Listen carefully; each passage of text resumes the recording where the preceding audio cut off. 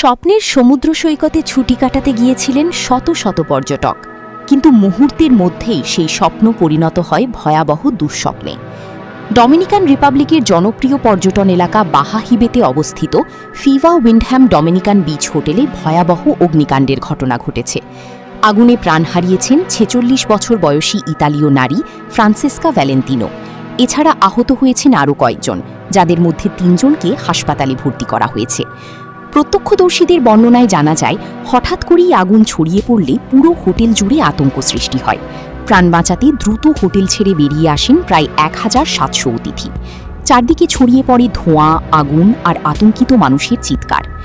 সামাজিক যোগাযোগ মাধ্যমে প্রকাশিত ড্রোন ফুটেজে দেখা গেছে আগুনের ভয়াবহ তাণ্ডব। বিশাল এলাকা জুড়ে আগুনের লিলিহান শিখা এবং ঘন কালো ধোঁয়ায় আকাশ ঢেকে যায়। দমকল বাহিনীর সদস্যরা দীর্ঘ সময় চেষ্টা চালিয়ে শেষ পর্যন্ত আগুন নিয়ন্ত্রণে আনতে সক্ষম হন।